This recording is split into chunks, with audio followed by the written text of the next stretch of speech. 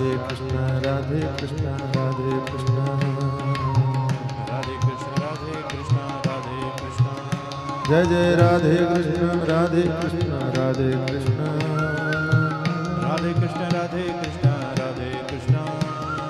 राधे कृष्ण राधे कृष्ण राधे कृष्ण राधे कृष्ण राधे कृष्ण राधे कृष्ण राधे कृष्ण कृष्ण राधे कृष्ण राधे कृष्ण राधे कृष्ण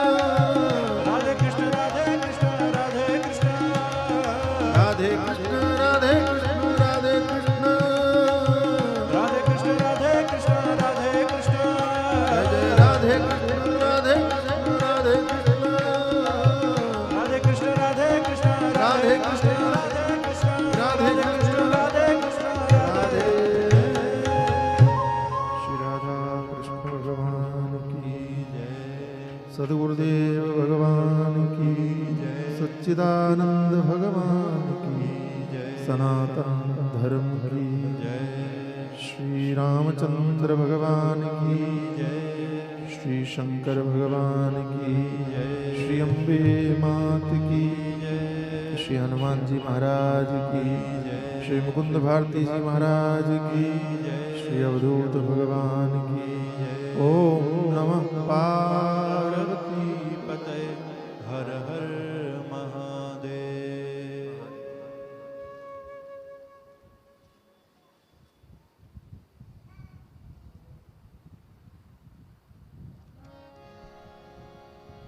नवधा भगति कहूँ तो ही पाही नवधा भगति कहूँ तो ये पाही नवधा भगत कहूँ तो ही पाही नवधा भगति कहूँ तो ये पाही सावधान सुनो धरु मन माही सावधान सुनु धरो मन माही प्रथम भगति संतन कर संगा प्रथम भगति संतन कर संगा दूसरे रति मम कथा प्रसंगा दूसरी रति मम कथा प्रसंगा जय सिया राम जय जय सिया राम जय सिया राम जय जय सिया राम राम जय सिया राम जय जय सिया राम जय सिया राम जय जय सिया राम जय जय जय सिया राम जय जय सिया राम जय जय सिया राम जय जय सिया राम।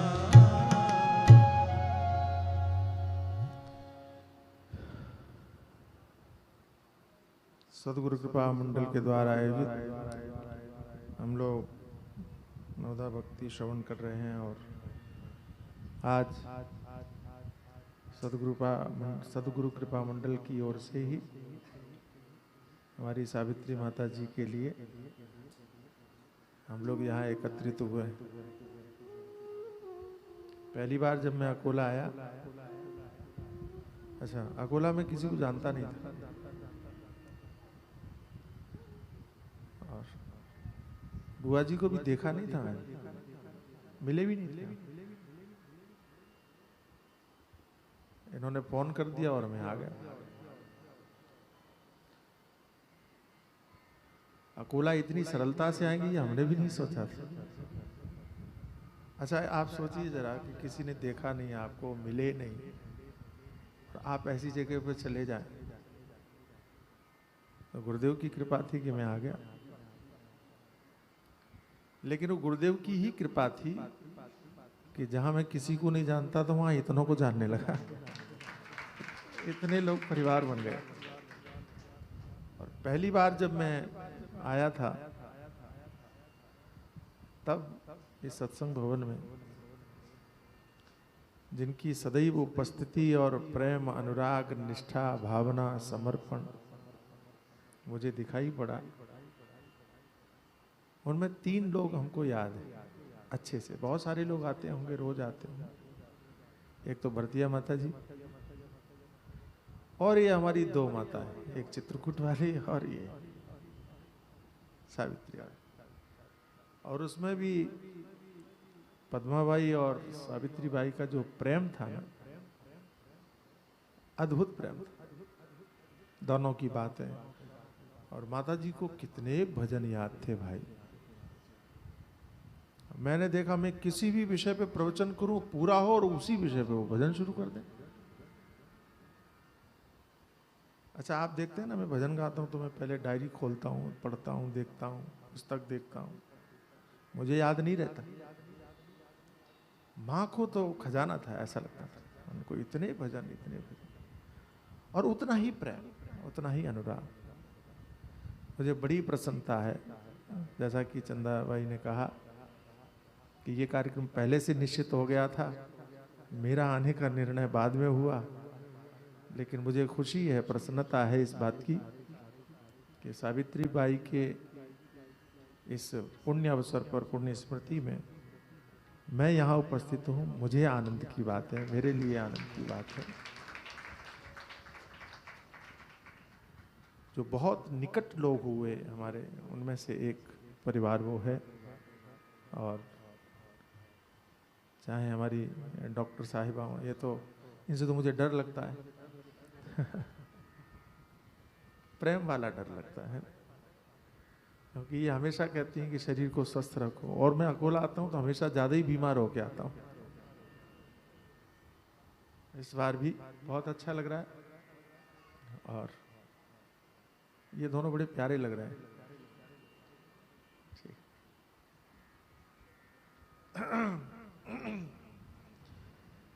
तो सावित्री माता जी की उपस्थिति में ही, भावमय उपस्थिति में, उनके परिवार के साथ, सदगुरु कृपा मंडल के साथ हम भगवान की दिव्य इस भक्ति को श्रवण करेंगे। नवदा भक्त। और प्रथम भगति संतन कर संगा, सत्संग करना जो भक्ति है, माँ ने खूब सत्संग किया। और जो कुछ भी उन्होंने पाया, चाहे भजन के रूप में, चाहे सत्संग के माध्यम से ही पाया, यही एक। और मैं आप सबसे निवेदन एक करना चाहता हूं। पहली भक्ति कौन सी है बोलो? अरे देवियों, पीछे वालों को भी बोलना होता है। पहली भक्ति कौन सी है? जोर से बोलो। सत्संग। और इस भवन का नाम क्या है? तो पहली भक्ति करनी है तो कहाँ आना चाहिए? कब आना चाहिए? बोलो। बुआ जी कितने आते हैं बताओ तो जरा। अच्छा, नवदा भक्ति के 9 लोग आते हैं। मैं जब पहली बार आने वाला था यहाँ, तो बुआ जी कहती है कि आप आ जाइए, लेकिन यहाँ भीड़ नहीं रहती। तो मैंने कहा कोई बात नहीं। बोले नहीं नहीं। तो मैंने कहा कितने लोग रहते हैं? तो कहा बहुत लोग आएंगे तो 20 आएंगे, नहीं तो 5 तो रहेंगे।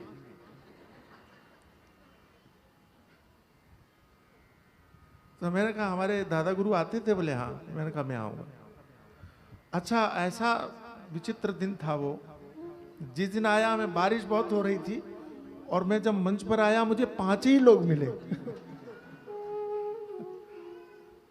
लेकिन फिर बहुत प्रेम हुआ। तो पहली भक्ति करनी है सत्संग की, तो ये सत्संग भवन में आप आते रहिए।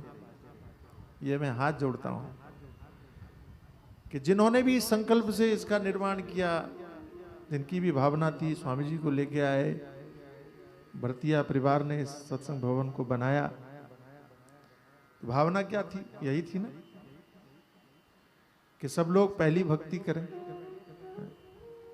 आप आते रहिए, थोड़ी उपस्थिति होती रहे, अधिक नहीं, लेकिन आप संकल्प कर लीजिए कि हमको आना है। एक बात कहूं आपकी सुविधा के लिए कि आप प्रतिदिन नहीं आ सकते हैं तो कम से कम रविवार या जो अनुकूल। अब रविवार में तुम्हारा बहाना हो जाएगा, बच्चे घर पे रहते हैं, कैसे आऊं? एक तो तुम्हारे बहानों से मैं बड़ा परेशान, हर चीज के बहाने हैं। इसलिए जिस समय पर भी आपको अवसर मिले, कोई भी दिन 7 दिन में छांट लो, संकल्प करके, हाँ ऐसे नहीं, संकल्प करके कि हमें 7 दिन में 1 दिन उपस्थित जरूर रहना है। मेरी बात मानोगे? बोलो। आप ऐसा संकल्प कर लो कि 7 दिन में 1 दिन सत्संग में मैं जाऊंगी और 1 दिन में अपनी बहू को भेजूंगी। बजाओ बजाओ,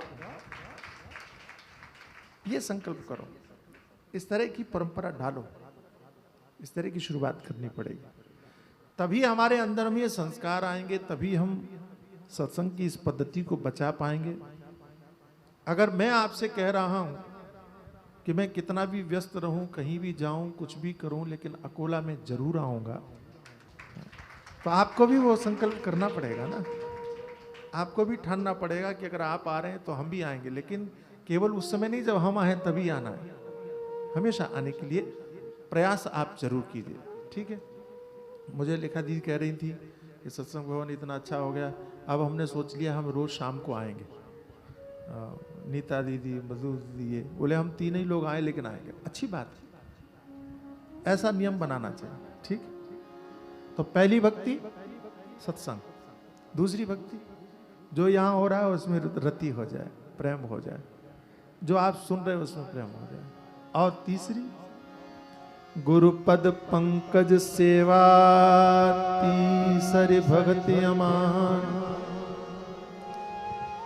चौथी भगति मम गुण गण करई कपट तजगान। श्री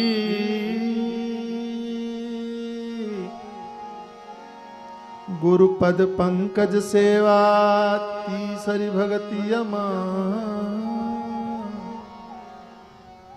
गुरुपद पंकज सेवा। गुरुदेव की सेवा करना, मैंने पहले भी निवेदन किया था, अभी फिर कहता हूं।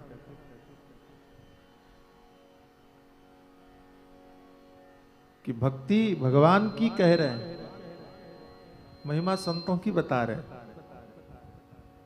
क्योंकि मूल में वही है। आज के समय के पाखंडवाद में संतों के प्रति लोगों की श्रद्धा में कमी हो गई, और उसमें दोष संतों का नहीं है, उसमें दोष हमारे स्वार्थ का है। हम ही लोग ऐसे लोगों को बढ़ावा देते हैं, छोटे छोटे स्वार्थों में, छोटे छोटे।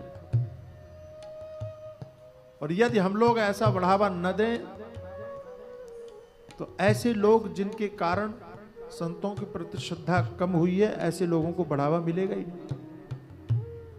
और उनकी चर्चा हम इसलिए मजबूरन करते हैं क्योंकि आपके सामने भी ये परिस्थितियां आती होंगी कि लोग कहते होंगे अरे ये सब महात्मा ऐसे ही होते हैं।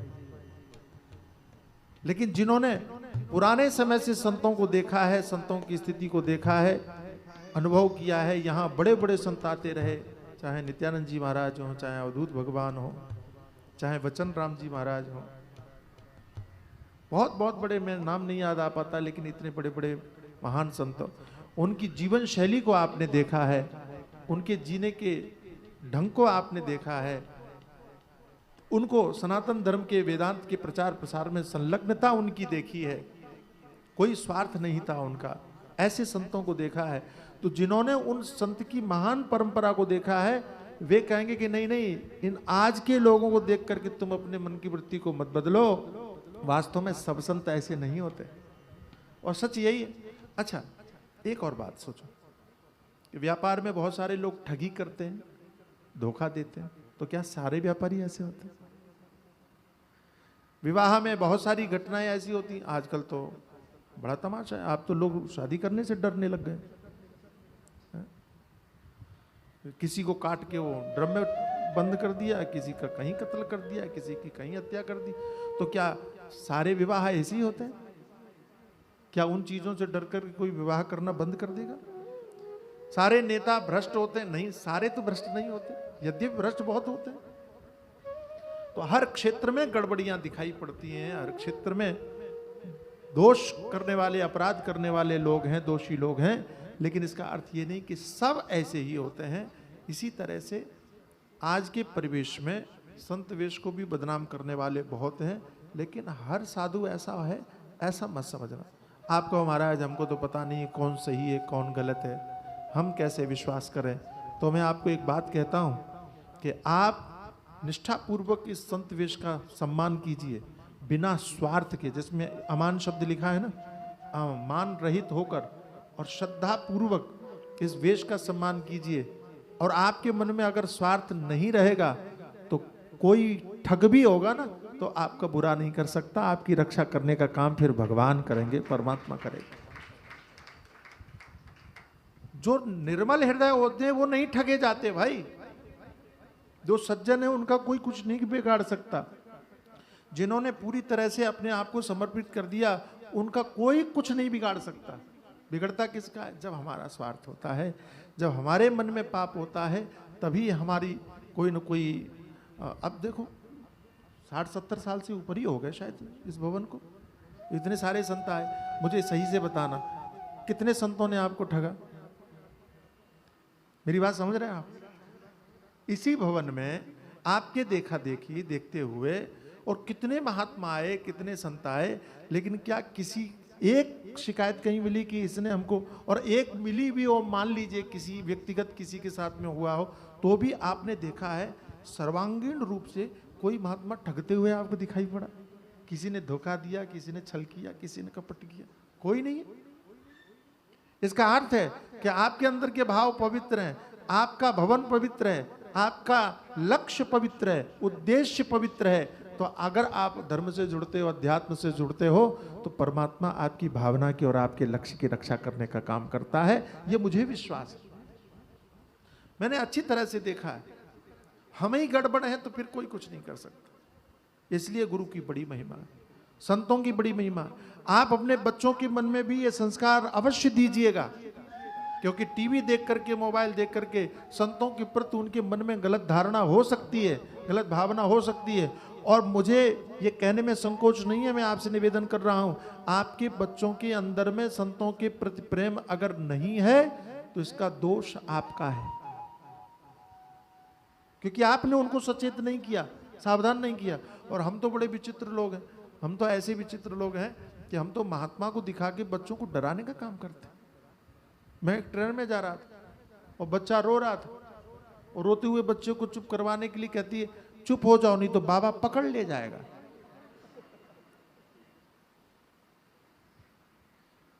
मुझे बड़ा अजीब लगा, तो मैंने कहा मैं कोई लुटेरा लगता हूं? वो अंजुबाई तो अभी बड़ी बड़ाई कर रही थी, इसको वहां होना चाहिए था। चेहरे से मैं कोई डाकू तो नहीं लगता भाई, तुम क्या बोल रही हो? चुप हो जाओ नहीं तो बाबा खा जाएगा। बाबा अंडा भी नहीं खाता।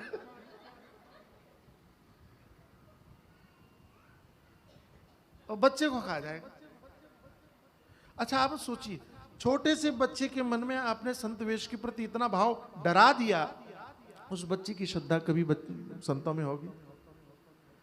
हम एक तरह से अपराध कर रहे हैं। हमारे बड़े महाराज बड़ा ध्यान रखते, अवधूत भगवान, वो साथ में टॉफी रखते, जैसे ही बच्चा कोई आता उस टॉफी निकाल के देता। अब डराते रहिए, उनको तो टॉफी दिख गई, बड़ा आनंद आता। कभी भी उन बच्चों के मन में संतों के प्रति वो भय वाली भावना ही पैदा नहीं होती, क्योंकि टॉफी मिल रही है। ये बात हमको बड़ी अच्छी लगी। और महाराज तो छोटे छोटे बच्चों को इकट्ठा कर लेते, आओ खेलते हैं। एक गांव में गए और स्वामी जी कुर्सी पर बैठे हुए थे, मुझे याद है मैं छोटा ही था।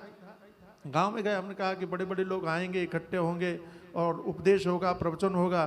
स्वामी जी कुर्सी पर बैठे, छोटे बच्चों को देखा, उनको बुला लिया, बोले इधर आओ इधर आओ। सब बड़े लोग खड़े ही रह गए, पहले बच्चों को इकट्ठा कर लिया। और बच्चों को इकट्ठा करके कहते हैं हम जो बोलेंगे तुम बोलोगे, हमारे साथ एक खेल खेलोगे? तो कहते हैं हाँ खेलेंगे। तो कहा बोलो, बुरा मत देखो। आंख पे उंगली रख ली, हाथ रखवा लिया, बोले बुरा मत देखो। बच्चों से कहा तुम भी करो। बच्चों को बड़ा अच्छा लगा, तो बोले बुरा मत देखो। तो फिर ताली बजाते कहा अच्छा देखो, तो कहते अच्छा देखो। बुरा मत सुनो, अच्छा सुनो। बुरा मत बोलो, अच्छा बोलो। बुरा मत कर सोचो, अच्छा सोचो। और बुरा मत करो, अच्छा करो। ताली बजाएं, सब बड़े अच्छे लगे बच्चों को, बड़ा आनंद आया। महात्मा तो सदैव सबको निर्भय बनाता है, ये बात है ना। संत क्या करता है आपको पता है? साधु का काम क्या है मालूम है? साधु का एक ही काम, सामने आए हुए व्यक्ति को निर्भय करना, भय से दूर कर देना। अगर आप डरते भी रहे तो अच्छा, जो महात्मा लोग भक्तों को डराने का काम करते हैं वो महात्मा नहीं हो सकते। कई लोग कहते हैं ना, महात्मा के वेश में आके कहते हैं ये करो, नहीं करोगे तो हम तुम्हारा ये बर्बाद कर देंगे, हम शाप दे देंगे। ये महात्मा नहीं होते, महात्मा का काम ये नहीं होता। भागवत में लिखा है महात्मा कैसे होते हैं।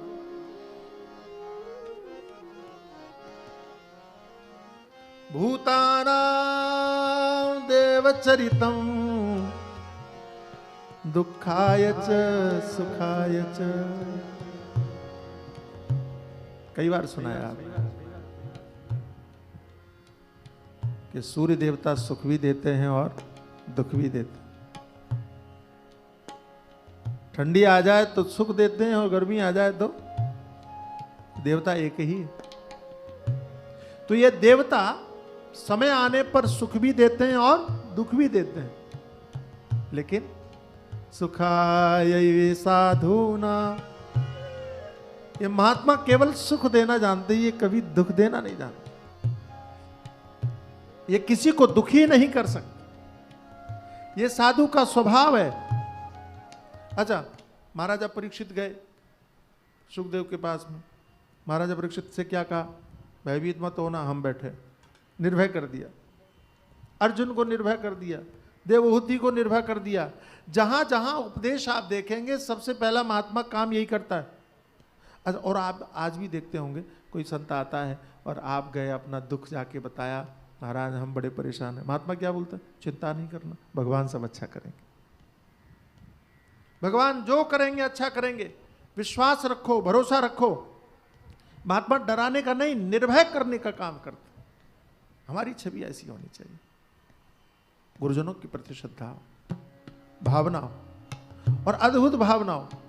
अच्छा, यहां तो ज्ञान देने वाले ऐसे ऐसे गुरु आए हैं आजकल कि आप आश्चर्य करेंगे। मैं अभी देख रहा था, एक गुरु ज्ञान दे रहा था, और क्या ज्ञान दिया उसने मालूम? कहते हैं कि तांबे के लोटे में गर्म पानी रखो और 2 से 3 दिन रखो, ठीक है? तो लोगों को बड़ी रुचि जागी कि क्या होगा फिर। तांबे के पात्र में 2-3 दिन तक पानी रखो, रखने के बाद में बाल धो तो क्या होगा? बोले बाल गीले हो जाएंगे। ये कोई बात? लोग देख रहे हैं,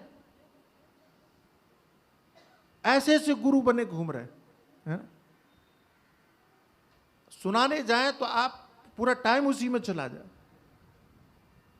लेकिन ज्ञानी है ऐसे तरह तरह की बात है।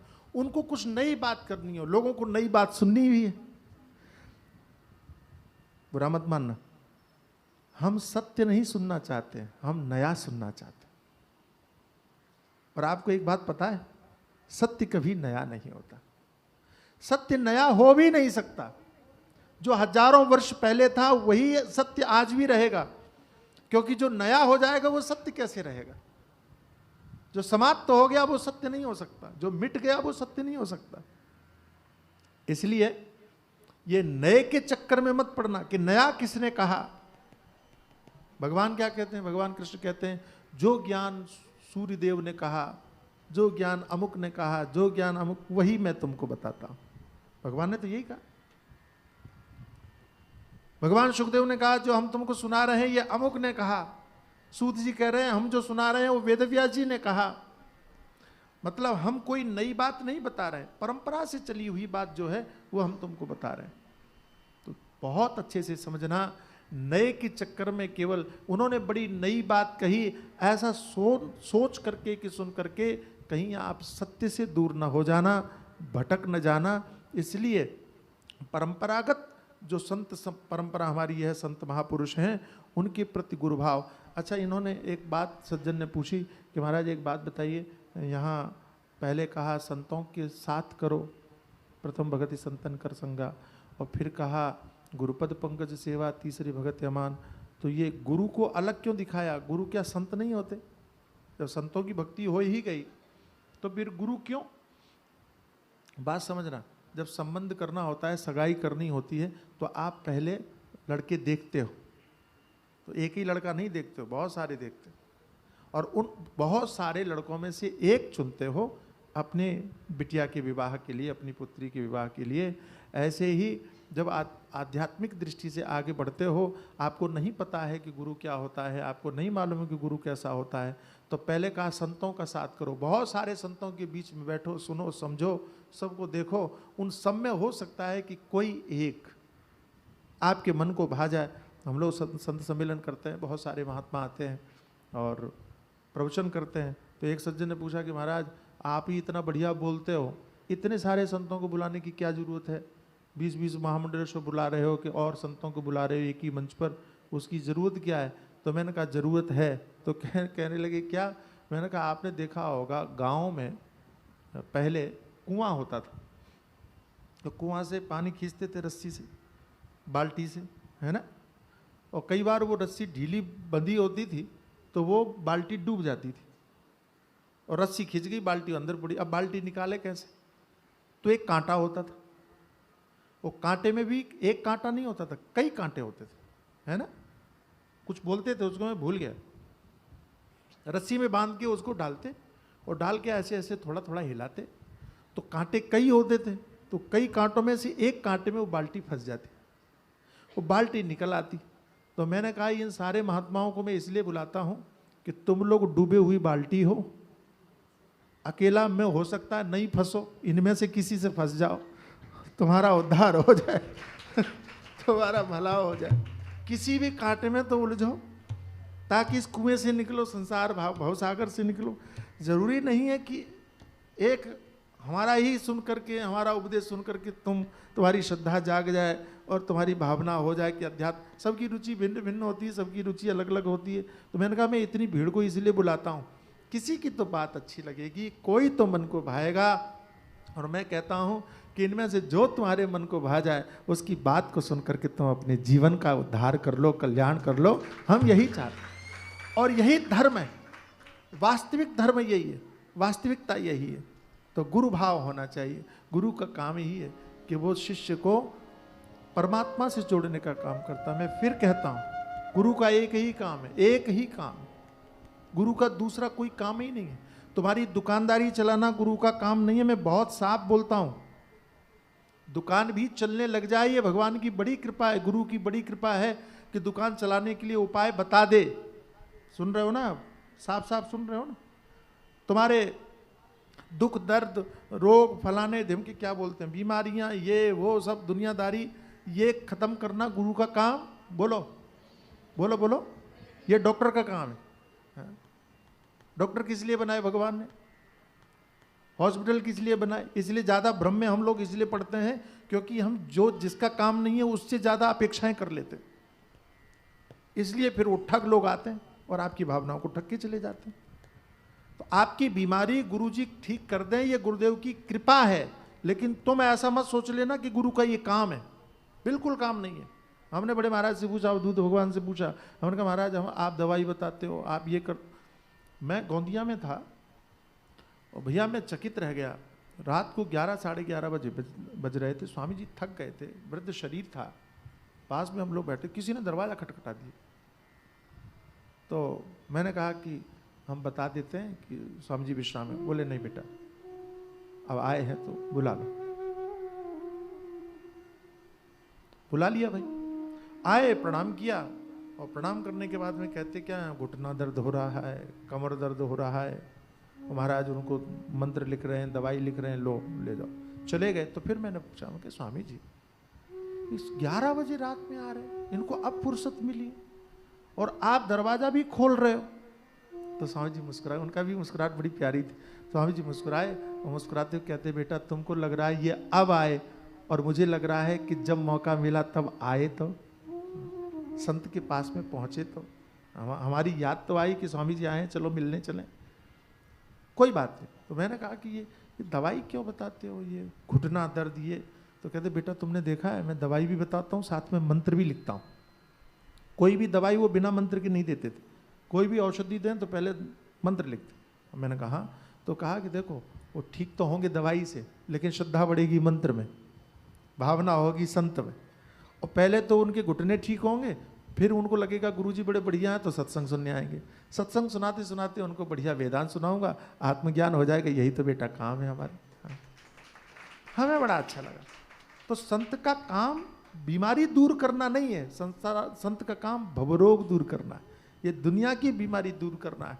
तो मैं बहुत स्पष्ट आपसे बात कहता हूं कि गुरु का एक ही काम है कि वो परमात्मा से मिलाने का काम करता है। जीव को जो ईश्वर से जोड़ दे, भगवान से जोड़ दे, वही संत है, वही गुरु है, वही सदगुरु है। और यही सदगुरु का काम है। दूसरा काम कोई सदगुरु का समझना मत, बिल्कुल मत समझना। हाँ, गुरुदेव की कृपा से कुछ हो जाए एक अलग बात है, और वो होता भी है, वो भावना अलग, लेकिन अपेक्षा मत पालना। ऐसे सदगुरु को के प्रति प्रेम होना चाहिए। गुरुपद पंकज सेवा कहा, गुरुदेव की चरणों की सेवा। कई लोग कहते हैं गुरु को गुरु करने की जरूरत नहीं है, और बिना गुरु के, अरे भाई बिना गुरु के कुछ नहीं होता। हम मनमाने ढंग से कोई काम नहीं कर सकते। जो लोग मनमाने ढंग से काम करते हैं उनका भला नहीं होता, ये समझ लो। आप रास्ते में भी जाते हो तो आपको किसी से पूछना पड़ता है रास्ता सही है कि गलत है। और आप बिना देखा हुआ रास्ता चलना चाहते हो, बिना गुरु के कैसे जाओगे भाई? अच्छा, आपको बीमारी हो जाए, भगवान करे ना हो, लेकिन कोई रोग हो जाए, तो आप अपने मन से दवाई लेंगे कि डॉक्टर के कहने पर लेंगे? सही बताइए। डॉक्टर के कहने। अब कोई कहे डॉक्टर की जरूरत नहीं है, सारी दवाइयाँ इंटरनेट पे पड़ी हुई हैं, सारी दवाइयाँ पुस्तकों में पड़ी हुई हैं, देख करके ले लो। ले सकते हो क्या? लेते हो क्या? नहीं लेंगे ना। तब डॉक्टर के पास जाएंगे कि डॉक्टर साहब ये देख लीजिए, ये बीमारी है, इसकी क्या दवाई लें। अरे भाई, जब आप शरीर की बीमारी बिना डॉक्टर के दूर नहीं कर सकते, तो मन की बीमारी बिना गुरु की कैसे दूर कर सकते हो? भवरोग बिना गुरु के कैसे दूर कर सकते हो? इसलिए गुरु की परम आवश्यकता है। जिन लोगों को अपना अभिमान जो है ना बड़ा लगता है, वे लोग गुरु को नकारते हैं। अच्छा, कई लोग तो गुरु बनाने के बाद में भी अभिमानी रहते हैं, झुकते ही नहीं है। भगवान, आपको पता है, रावण को सबने उपदेश किया, सबने।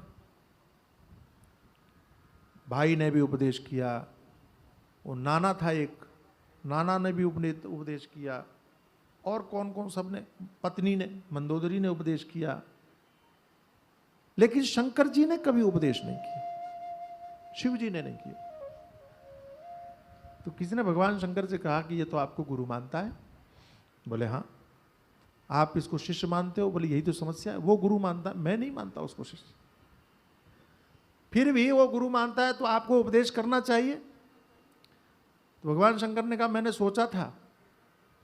अच्छा, उपदेश करने का सोचा था? हाँ। तो फिर किया क्यों नहीं? बोले जब मैं गया तो मुझे देख के वो हंस रहा है, तो मैंने उससे पूछा कि हंस क्यों रहे हो?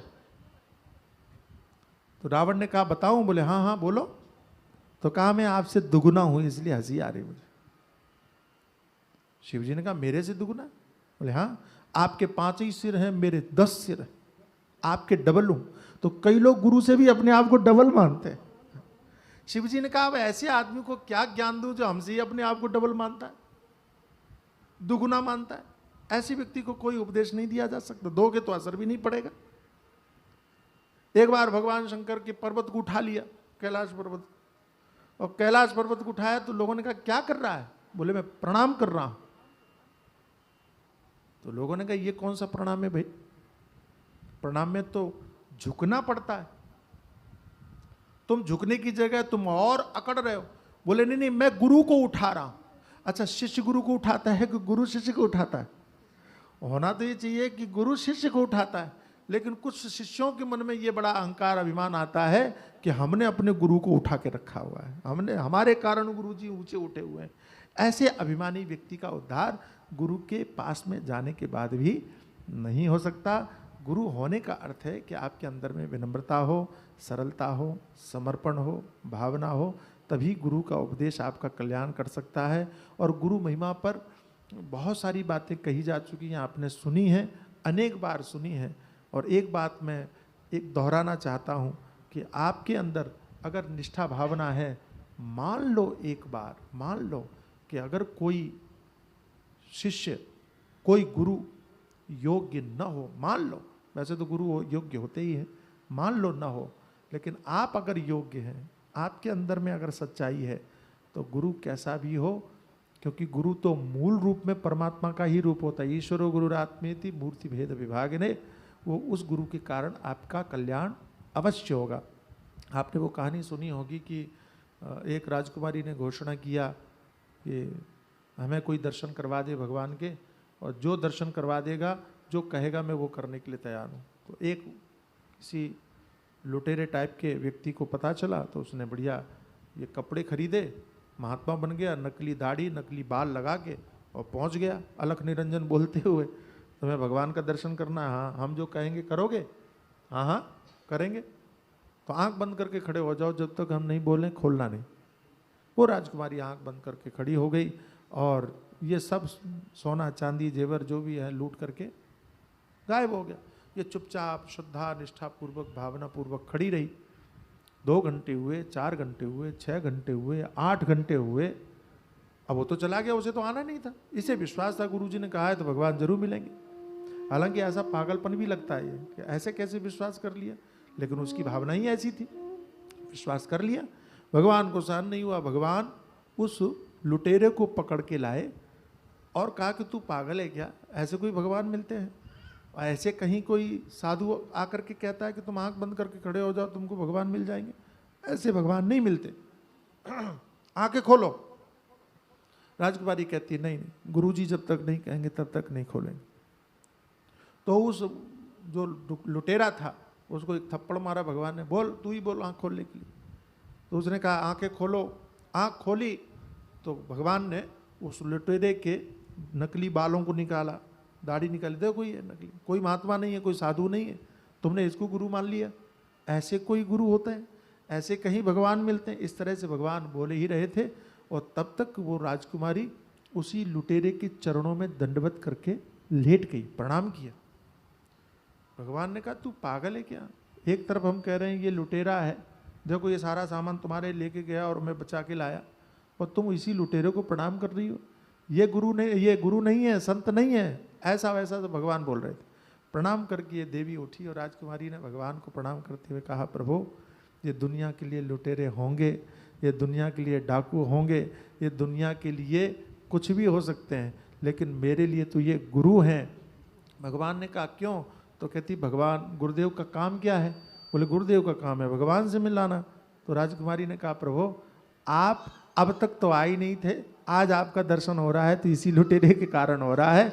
अगर ये हमारा सामान लूट के नहीं लेके गए होते तो आप काहे आते? इनके कारण आपका दर्शन हो रहा है, हमारे लिए तो यही सबसे बड़े गुरुदेव हैं। और फिर वो कहती है कि हो सकता है सरलता पूर्वक दर्शन करवाने के लिए हमारे गुरुदेव ने ही लूटने की योजना बनाई हो, कि भगवान इतनी जल्दी तो मिलते नहीं हैं, और हम सामान लूट के जाएंगे तो भगवान को दया आ जाएगी और अपने भक्तों के ऊपर कृपा करने के लिए प्रकट हो जाएंगे। हो सकता है हमारे गुरुदेव ने ऐसी ही कोई परीक्षा की लीला रची हो, ये भावना है। लेकिन इस उच्चावस्था को प्राप्त करना सरल काम नहीं। हमने अपने गुरुदेव से पूछा, महाराज गुरु का मतलब तो हमको खूब पता है कि गुरु कैसा होना चाहिए, गुरु की महिमा हमने खूब जानी है, शिष्य का मतलब क्या होता है? तो गुरुजी ने कहा शिष्य का मतलब होता है जो शेष रह जाए, जिसके अंदर में ना अभिमान हो, ना अहंकार हो, ना फलाना ढिमका दुनियादारी, जो कुछ सब खत्म हो जाए, समर्पित हो जाए। ऐसी योग्यता आने के बाद में फिर आप दिव्य भाव को प्राप्त होते हैं। कल मैंने कहा था चतुराई चौपट करे ज्ञानी गोता खाए, और भोले भाले भगत को नारायण मिल जाए। गांव में एक लड़का था, सुना है आपने, लेकिन सुनिए, इन भावनाओं को सुनकर के, इन कथाओं को सुनकर के ऐसी भावना प्रकट होती है मन के अंदर में कि आपकी जो सच्चाई है वो परमात्मा से आपको जोड़ने का काम करती है, आप कनेक्ट होते हैं। तो भोला भाला भगत, कोई काम नहीं, न माता न पिता, घर पे कोई था नहीं, और वो गांव के सब गाय भैंस को चराने का काम करता। पुराने समय की बात, और एक पंडित जी कहीं निकले यात्रा में, तो साथ में जलपान लेके निकलते थे पुराने लोग, रास्ते में कुछ खाने को तो होता नहीं था, तो नहाए धोए कहीं कुआं के पास में, और वहीं उन्होंने संध्या बंदन किया। संध्या बंदन करके वो नाक बंद कर रहे हैं, आंख बंद कर रहे हैं, प्राणायाम करते प्राणायाम किया, प्राणायाम करने के बाद और फिर उन्होंने जलपान किया, जाने लगे। ये भोला भाला सीधा सा सच्चा आदमी, इसको लगता था दुनिया में जितने लोग हैं सब सही हैं, गलत कोई है ही नहीं। इसने जाके पूछा, पंडित जी आपने जो कुछ भी किया हमको बड़ा अच्छा लगा, लेकिन एक बात समझ में नहीं आई। क्या? ये नाक आंख बंद करने से क्या होता है? तो पंडित जी ने सोचा ये तो अनपढ़ आदमी, इसको क्या बोलूं कि प्राणायाम है। तो उसने कहा कि नाक आंख बंद करने से भगवान मिलते। सरलता पूर्वक पीछा छुड़ाने के लिए बोल दिया कि नाक आंख बंद करने से भगवान मिलते। ठीक है पंडित जी। पंडित जी गए, इसने सोचा भगवान के बारे में सुना तो बहुत था, लेकिन इतनी आसानी से मिलते हैं ये नहीं पता था। तो आज देख ही लेते हैं, जब पता चल गया केवल नाक आंख ही तो बंद करना है। तो छलांग लगाई, स्नान कर लिया, गीले कपड़ों में ही बैठ गया और बैठ के नाक बंद किया, आंख बंद की, लेकिन भगवान तो दिखे नहीं। देखो, मन में कपट हो तो हमको सामने वाले में दोष दिखाई पड़ता है, मन पवित्र हो तो हमें अपने में कमियां नजर आती। जब भगवान दिखे नहीं तो उसने सोचा कि पंडित जी तो रोज दर्शन करते हैं, हमको दर्शन नहीं हुए, इसका मतलब है कि गलती हमारी है, भूल हमारी है, लेकिन रास्ता यही है आपसे मिलने का। तो मन में ठान लिया कि अब ये न तो नाक खुलेगी ना आँख खुलेगी, अब जब आप आ जाओगे तभी ये नाक खुलेगी और आँख खुलेगी, न सांस लूंगा ना आँख खोलूंगा। घबराहट बढ़ने लगी, परेशान होने लगा, ऐसा लगा कि सिर फट जाएगा और इसको ये अनुभव हो गया कि मैं मर जाऊंगा। तो इसने कहा कि मरना तो सबको है, मैं देख रहा हूँ गांव में न जाने कितने लोगों को शमशान में पहुंचा के आया हूँ, मुझे भी मरना है, लेकिन आज अगर मैं मर गया तो मुझे दुख नहीं होगा, क्योंकि मैं आपके सामने सीना तान के खड़ा होऊंगा, कहूँगा कि मैं मरा नहीं हूँ, आपके कारण मरा हूँ, आपके नाम और आपके ध्यान के कारण मरा हूँ, इस मृत्यु पर मुझे कोई दुख नहीं होगा, ऐसा ठान के बैठ गया। भगवान को आना पड़ा। भगवान आए, पहले अंदर दिखाई पड़े, झटके से बाहर आए तो आंख खुली तो देखा भगवान खड़े। अब ये भोला वाला तो था ही, कहता है आप कौन? भगवान ने कहा मैं भगवान हूं। बोले ठीक है आप भगवान हैं, लेकिन मैं मानूं कैसे कि आप भगवान? अब भगवान भी मौज कर रहे हैं। भगवान ने कहा आधार कार्ड भी नहीं है, मैं दिखा दूं आपको कि मैं भगवान हूं। कैसे बताऊं मैं भगवान हूं? तू जैसे परीक्षा करना चाहे, प्रमाणित करना चाहे। तो कहता है कि एक बात याद आ गई मुझे। बोले क्या? पंडित जी रोज देखते हैं आपको ध्यान में, उनको बुला के लाता हूं, वो अगर कह दें आप भगवान है तो मैं मान लूं। भगवान ने कहा ठीक है बुला लाओ। ये गया, थोड़ी देर में फिर लौट के आ गया। भगवान ने कहा क्या हुआ? बोले एक बात कहूं। भगवान ने कहा बोलो। बोले महाराज मैं आपको रस्सी से बांध के जाऊं? भगवान ने कहा क्यों? बोले उधर मैं पंडित जी को लेने गया, इधर आप गाए, फिर वही नाक आंख बंद करने का नाटक करना, मेरे प्राण चले गए थे, बच ही गए हम, इतना आप हिम्मत नहीं रही। भगवान मुस्कुराए। भगवान ने कहा ठीक बांध दो भाई। तो गाय भैंस बांधने वाली रस्सी से भगवान को पेड़ में लपेटा, बांध दिया और बांध के गया, दौड़ के पहुंचा, पंडित जी को कहा पंडित जी रुको। पंडित जी ने सोचा इसको क्या हो गया, क्यों दौड़ रहा है? तो उनके मन में ख्याल आया कहीं लूटने उठने का इरादा ना हो। लेकिन फिर भी ये लड़का दौड़ करके पहुंचा। पंडित जी आप तो चले ही जा रहे हो, सुनाई नहीं पड़ रहा है, मेरा आपसे एक निवेदन है। पंडित जी ने कहा बोलो। बोले आपने कहा था कि आंख और नाक बंद करने के बाद में भगवान मिलते हैं। बोले हाँ। तो मैंने आपसे बिना पूछे आपके जाने के बाद में स्नान करके मैंने भी नाक आंख बंद किया था।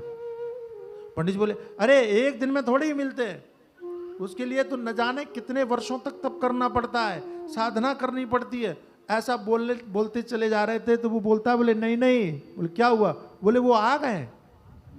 पंडित जी की खोपड़ी खराब, यहाँ जिंदगी गुजर गई नाक आंख बंद करते करते, कभी सपने में भी नहीं दिखे। ये कहता है 5 मिनट में आ गए। अच्छा आ गए तो? बोले समस्या ये है कि मैंने देखा नहीं, कभी जानता नहीं। वो आप रोज देखते हो भगवान है कि नहीं, एक बार आप चल करके बता दें तो मुझे संतोष हो जाए कि मैंने किसी गलत व्यक्ति को नहीं देखा है, भगवान को ही देखा है। पंडित जी ने सोचा कहाँ मूर्ख आदमी के चक्कर में पड़ गए, लेकिन समझ में गए कि ये पीछा छोड़ेगा नहीं। और उनके मन में एक भाव आया कि क्या पता ऐसे भोले वालों को मिल भी जाते, इसके बहाने हमको भी दर्शन हो जाए। इस भाव से वापस आए, लेकिन पंडित जी को दिखा कुछ नहीं। बोले कहाँ है भगवान? कहता है अजीब, आप भी अजीब है। अरे मैंने पेड़ में बांध रखा है, आपको दिख नहीं रहा रस्सी से बांध रखा? अब रस्सी तो लिपटी हुई दिखाई पड़े, भगवान नहीं दिखे। पंडित जी समझ गए ये पागल है, तो बोले हाँ हाँ यही भगवान। पंडित जी को विदा किया, रस्सी खोली, भगवान को प्रणाम किया, प्रभु आपकी तो लोग पूजा करते, आरती करते, भोग लगाते, और मैंने अनजाने में आपके साथ में बड़ा बुरा किया, मुझे क्षमा करना। भगवान ने कहा कोई बात नहीं, मैं बड़ा प्रसन्न हूँ, और जब मैं जहाँ जाता हूँ कुछ दे के आता हूँ, तुम भी कोई वरदान मांगो, लेकिन तुमको विश्वास हो गया मैं भगवान हूँ? बोले हाँ। पक्का? हाँ हाँ। अभी एक बात बताऊं रहस्य की? हाँ बोलो। पंडित जी को मैं कभी दिखता नहीं। क्यों? अरे वो ढोंग करते हैं, पाखंड करते हैं, दुनिया को बेवकूफ़ बनाते हैं। ऐसे लोगों से मैं दूर रहता हूँ, ऐसे लोगों को कभी दिखाई नहीं पड़ता। उनको छोड़ो, तुमसे मैं बड़ा प्रसन्न हूँ, बोलो तुम्हें क्या चाहिए? बोले आप एक ही वरदान देते हो, दो नहीं दे सकते? एक मेरे लिए, एक अपने ओर से, एक मेरी ओर से। भगवान ने कहा ठीक है ठीक है, दो वरदान मांगो, क्या चाहिए? बोले पहला वरदान तो यही चाहिए कि आज के बाद में जब भी मैं नाक आंख बंद करूं इतना टाइम मत लगाना, जल्दी आ जा, इतनी देर मत करना, बहुत परेशान होता हूं। भगवान मुस्कुराए, भगवान ने कहा ठीक है ठीक है। दूसरा वरदान? वाह। कहता है प्रभु दूसरा वरदान मुझे ये चाहिए कि आज के बाद में जब पंडित जी आंख नाक बंद करें आप उनको भी दर्शन दे दीजिएगा। वो तो पाखंडी है, वो तो ढोंगी है, वो तो ऐसे हैं। इसने कहा प्रभु वो कैसे भी पाखंडी हो, अगर वो पाखंड उन्होंने मेरे सामने नहीं किया होता तो मैं आप तक नहीं पहुंचता। उनके पाखंड ने ही मुझे आप तक पहुंचाया है, इसलिए आप कृपा करना। और मैंने सुना है कि जब पंडित जी अगले दिन प्राणायाम करने के लिए बैठे, जैसे ही नाक आंख बंद की, भगवान की प्यारी छवि का दर्शन हुआ, पंडित जी रोने लगे। हे प्रभु कौन से पुण्य प्रताप थे कि आज आपका दर्शन हो गया? भगवान ने कहा ज्यादा भावुक होने की जरूरत नहीं है, तुम्हारे किसी पुण्य प्रताप से दर्शन नहीं हुआ। तो महाराज बोले तुम्हारा वो बेवकूफ चेला है, उसके कारण मुझे यहाँ आना पड़ा, उसके कारण तुमको दर्शन देना पड़ा। और मैंने ये भी सुना कि एक समय के बाद में इन दोनों मिले, बहुत दिनों के बाद जैसे ही मिले तो उस लड़के ने गुरुजी को देखा, पंडित जी को लंबी दंडवत किया। वो लड़का खड़ा हुआ तो पंडित जी लड़के के चरणों में लेट गए। ये कहता, लड़का कहता आप प्रणाम क्यों कर रहे? पंडित जी भावुक होकर बोले तुमने प्रणाम क्यों किया? बोले आप हमारे गुरु हैं। गुरु क्या करता है? भगवान से मिलाता है। अरे बेटा हमारी वजह से तुमको भगवान मिले तो हमको भी तुम्हारी वजह से भगवान मिले, इसलिए तुम हमारे गुरु। समझ में आई बात? जहाँ निष्ठा हो, समर्पण हो, भावना हो, और सबसे बड़ी बात है सच्चाई हो, वहाँ ऐसे भगवान का दर्शन निश्चित रूप से होता है। और कई लोग कहते हैं कि स्त्रियों को गुरु नहीं बनाना चाहिए, स्त्रियों को दीक्षा नहीं लेनी चाहिए। अरे मूर्खो, पहले रामायण तो पढ़ लो। यहाँ भगवान श्री राम शबरी को ही सुना रहे हैं। शबरी कौन है? स्त्री है कि नहीं है? और उस स्त्री को भगवान ने दर्शन दिया। कौन सी स्त्री को? जिसने मतंग ऋषि से दीक्षा प्राप्त किया। तो भगवान ने ये तो नहीं कहा कि तुमने तो भैया अशास्त्रीय कर्म किया है, कि तुमने तो गुरु बना करके पाप किया है, इसलिए हम तुमको दर्शन नहीं, ऐसा कहा भगवान ने। और उस स्त्री शबरी को ही भगवान नवदा भक्ति सुनाते हुए कहते हैं गुरुपद पंकज सेवा तीसरी भगत अमान। और पद पंकज सेवा का है, चरणों की सेवा करने के लिए कहा है। तो जिनके मन ही कलुषित हैं, जिनके मन में ही पाप है, उन लोगों को आप महत्व मत दीजिएगा, उनकी बातों को मत महत्व दीजिएगा। जिनके भाव पवित्र हैं उन्हीं को महत्व दीजिएगा। ये तीसरी भक्ति है। और चौथी भक्ति है मम गुण गण करे कपट तज गान। मेरे गुणों का जो गान करता है, कीर्तन करता है, संकीर्तन करता है, उसके लिए कहा कि वो चौथी भक्ति है। अगर आप सत्संग नहीं कर पाते हो, अगर आप कथा नहीं सुन पाते हो, अगर आप गुरुजनों की सेवा नहीं कर पाते हो, तो आप कीर्तन कीजिए, संकीर्तन कीजिए। उस संकीर्तन के प्रभाव से ही आपका कल्याण हो जाएगा। संकीर्तन के माध्यम से ही आप परमात्मा से जुड़ जाएंगे। एक संकीर्तन ही आपको परमात्मा से जोड़ने का काम करेगा।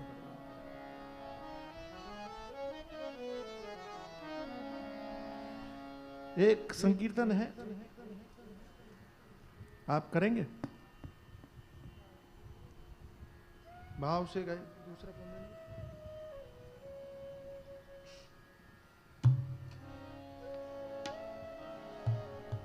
राधे। एक विषय ऐसा था कि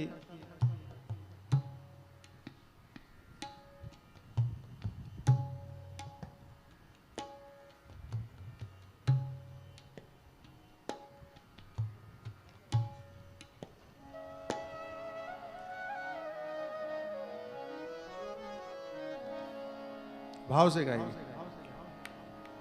राधे राधे, मध्यम से यहीं से गाएं। राधे राधे राधा गोविंद राधा भज मन राधा गोविंद राधे राधे राधे। बोलिए बोलिए। राधे राधे राधे राधे राधे राधा गोविंद राधे भज मन राधा गोविंद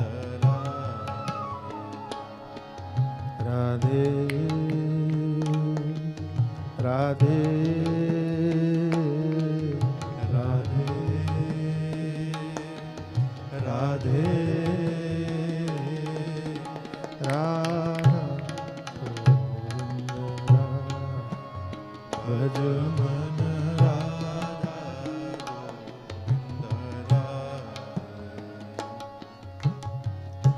राधा राधा सुमिरन करके। राधा राधा सुमिरन करके। आप बोले कि सब आप गाइए, इसलिए मैं नीचे से गा रहा हूँ ताकि आप आसानी से गा सकें। राधा राधा सुमिरन करके। राधा राधा सुमिरन करके। राधा राधा सुमिरन करके। राधा राधा सुमिरन करके। भव बाधा मिट जाए, भव बाधा मिट जाए।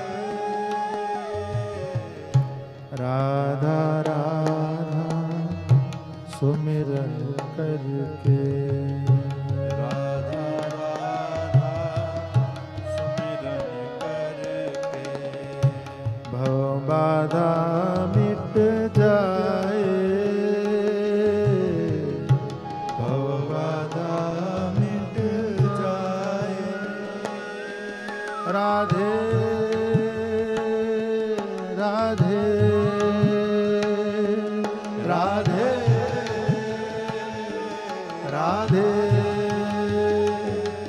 राधे राधे राधे राधे राधा भज मन राधा गोविंद राधे राधे राधे राधे राधा भज मन राधा गोविंद भज मन राधा गोविंद भज मन राधा गोविंद क्षण भंगुर जीवन की सांसें, क्षण भंगुर जीवन की सांसें। क्षण भंगुर जीवन जीवन की सांसें, क्षणभंगुर जीवन की सांसें, इन्हें न बिथा गवाओ, इन्हें न बिथा गवाओ, क्षणभंगुर जीवन की सांसें, क्षणभंगुर जीवन की सांसें, इन्हें न वृथा गवाओ, इन्हें न वृथा गवाओ। राधे राधे राधे राधे राधे राधे राधे राधा भज मन राधा गोविंद राधे राधे राधे राधे राधा भज मन राधा गोविंद भज मन राधा भज मन राधा गोविंद राधे। सफल चिदंबर जीवन वो है, सफल चिदंबर जीवन वो है, सुमिरन जहाँ हो जाए, सुमिरन जहाँ हो जाए, सफल चिदंबर जीवन वो है, सफल चिदंबर जीवन वो है, सुमिरन जहाँ हो जाए, सुमिरन जहाँ हो जाए। राधे राधे राधे राधे राधे राधे बोलिए राधे राधे राधे राधे राधे राधे राधा गोविंद भज मन राधा गोविंद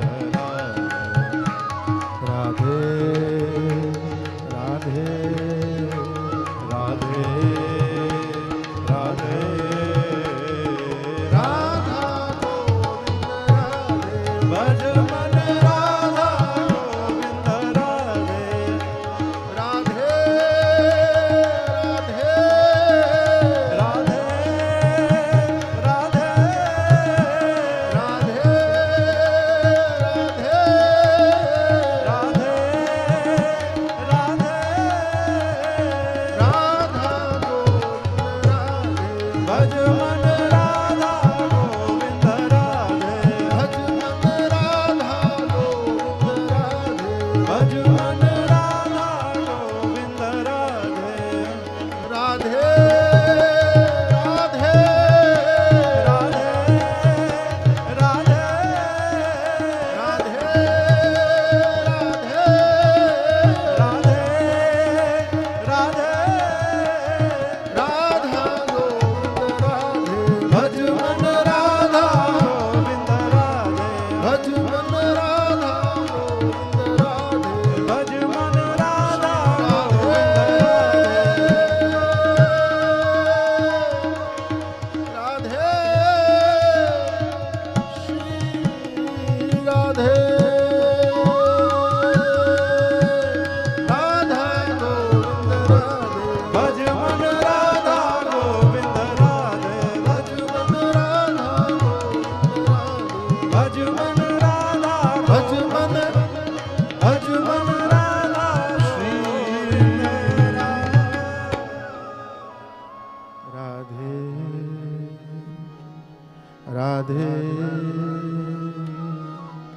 राधे राधे। अरे देवियों गाना है, आपने बोलना है। राधे राधे बोलो।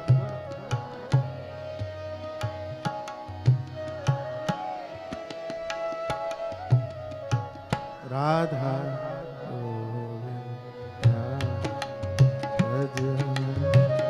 राधा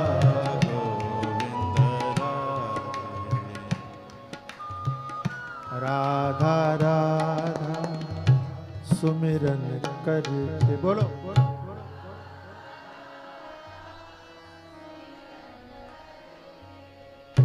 राधा राधा सुमिरन करके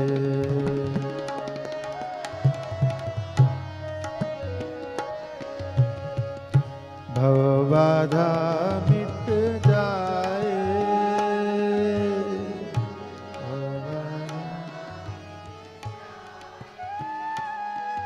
राधे राधे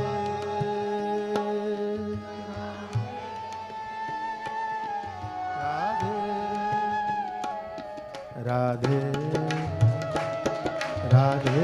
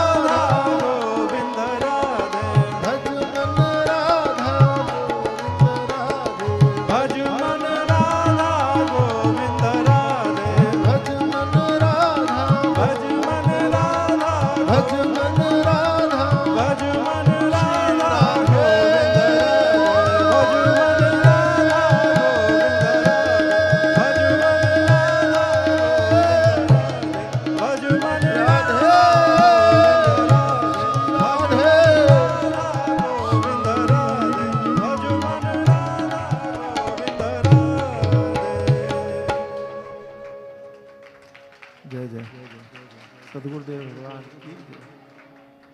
श्रवणम कीर्तनम विष्णो स्मरणम पाद सेवनम अर्चनम वंदनम दास्यम सख्यमा निवेदनम। चौथि भगति मम गुण गण करई कपट तजिगा।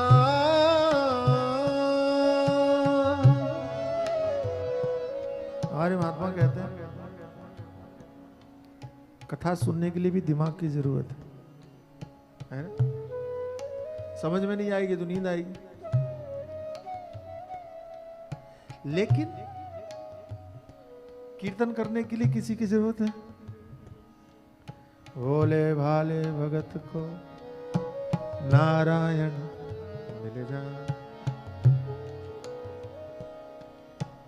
इसमें भोलापन चाहिए, इसमें सरलता चाहिए, निष्कपट भाव चाहिए। भोले भाले भगत को। किसी ने कहा ये बुद्धिमान आदमी को भगवान क्यों नहीं मिलते? बोले ब्रह्मा जी के 4 खोपड़ी फिर भी समझ में नहीं आए। नाम है चतुरानंद, चूकते ही चले गए। 4 खोपड़ी फिर भी समझ में नहीं आए। मैंने कहा ये 4 खोपड़ी वालों को ही समझ में नहीं आते, एक वाले को आ जाते। निष्ठावान होना चाहिए। संकीर्तन एक ऐसी भक्ति है, कीर्तन एक ऐसा माध्यम है कि जिसमें दिमाग लगाना नहीं पड़ता, समझने की जरूरत नहीं है। अच्छा, छोटा सा बालक रोते समय आपको पुकारता है तो दिमाग लगाता है? माँ। अच्छा, उसको माँ बोलना भी नहीं आता। मुझे एक बड़ी प्यारी बात याद आ गई। हमने गुरुजी से कहा कि स्वामी जी जितने भी स्तोत्र हैं मंत्र हैं वो सब संस्कृत में। हमें तो संस्कृत आती नहीं, हम लोग छोटे छोटे थे, तो पढ़े कि नहीं पढ़े, कुछ अशुद्ध हो गया तो बोले पढ़ो। हमने कहा हमें तो अर्थ नहीं समझ में आता, तो ऐसा पढ़ने से क्या लाभ, कई लोग बोलते हैं ऐसा पढ़ने से क्या लाभ जो खुद ही समझ में नहीं आ रहा है। हमारे गुरुजी बड़ी प्यारी बात बोले, कहा कि जिसको सुना रहे हो उसको तो समझ में आ रहा है ना। तुम्हें नहीं आ रहा है तो अच्छा तुमको समझना है कि सामने वाले को समझना है, ये बताओ क्या लेना देना। अच्छा कई बार आपने देखा होगा कोई एप्लीकेशन लिखनी होती है, अंग्रेजी में लिखनी होती है, तुम्हें अंग्रेजी नहीं आती, फिर भी अंग्रेजी में लिखते हो क्योंकि सामने वाले को तो आ रही है ना। क्या लेना देना, हमको समझ में आ रही है कि नहीं आ रही। भाव प्रमुख है, आप करो, बेमतलब दिमाग मत लगाओ भाई, खोपड़ी मत लगाओ। यहां तो सरलता ही अच्छी लगती है। यहां जितने आप सहज हो जाएंगे उतने बड़े भगत हो जाएंगे भाई, जितने सरल। एक भगत ने कहा प्रभु आप बड़े प्यारे लगते हो, बड़े सुंदर लगते हो, निहारे तो निहारते ही रहे। किसी ने कहा ज्यादा मत बोलो नजर लग जाएगी। कहता है ठीक है एक बार आ तो जाने तो हम नजर उतार देंगे। आ तो जाओ, तुम आओ तो नजर उतारे हम, तुम आओ तो नजर उतारे हम, स्वयं को फेंक दे तेरे पर वार के, खुद कोई नहीं अच्छावर कर दे। ये दिमाग वाला नहीं बोल सकता भाई, बोल सकता जो सहज होगा, सरल होगा। ये खोपड़ी वाले हमको बड़े खटकते हैं भाई। अध्यात्म में इसको तुम घर पे रख के आया करो। तुमको जितनी दुनियादारी करनी घर पे करो, तुमको जितना भी विवाद करना है, झगड़ा करना है, तू करनी है, मैं करनी, वो सब वहीं करो। जब आप सत्संग में आओ, जब कथा में आओ, संत के पास में आओ, सारी खोपड़ी छोड़ के आओ, केवल हृदय लेके आओ, केवल भाव लेकर के आओ, फिर यहां का आनंद देखो आप। मैं आपको दावे के साथ कह सकता हूं, खोपड़ी घर पे रख के आओगे, भाव लेकर के आओगे, यही आनंद 100 गुना आपको आनंद देगा। अनुभव आनंद भर जाओगे आप। और वो जो आनंद का भराव होगा ना आपके अंदर में, जब घर से यहां से घर में जाओगे ना, घर वाले कहेंगे जरूर कुछ पाके आए हो, कुछ तो मिला है। और मैं कई बार कहता हूं कि आपने भोजन किया है तो चेहरे पर दिखाई पड़ता है, भूखे आदमी का मुंह दिखाई पड़ता है, ये भूखा है। और जिसका पेट भरा है, तृप्ति भी उसके चेहरे पर दिखाई पड़ती कि इसका पेट भरा हुआ है, चेहरे पर दिखाई पड़ता है। मैं कई बार कहता हूं जब भोजन का असर आपके चेहरे पर दिखता है तो भजन का असर क्यों नहीं दिखेगा। और भजन का असर नहीं दिख रहा है, इसका मतलब है कि तुम्हारा भजन झूठा है। क्योंकि सपने में अगर खा के आए हो तो तुम्हारे चेहरे की भूख नहीं मिटेगी, झूठा खाओगे तो। इसलिए दिमाग नहीं। गुरुजी ने कह दिया कीर्तन करो, करो, झूम जाओ, पूरी तरह से मस्ती के साथ में गाओ, सारी चीजें भूल करके गाओ। भज मन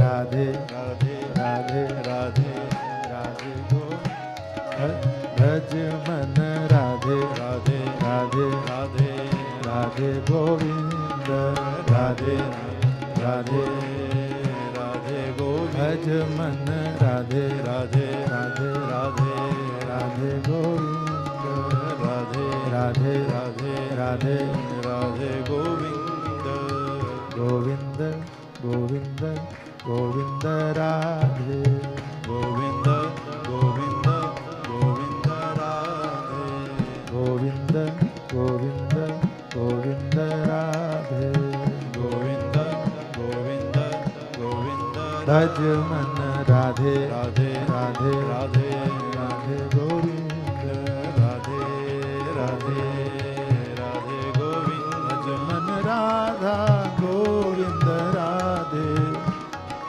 राधा गोविंद राधे भज मन राधा गोविंद राधे राधा गोविंद राधे भज मन राधा गोविंद राधे राधा गोविंद राधे भज मन राधा गोविंद राधे राधा गोविंद राधे भज मन राधे राधे राधे राधे राधे गोविंद राधे राधे राधे गोविंद भज मन राधे राधे राधे राधे राधे गोविंद राधे राधे राधे राधे राधे गोविंद गोविंद गोविंद गोविंद राधे गोविंद गोविंद गोविंद राधे गोविंद गोविंद गोविंद राधे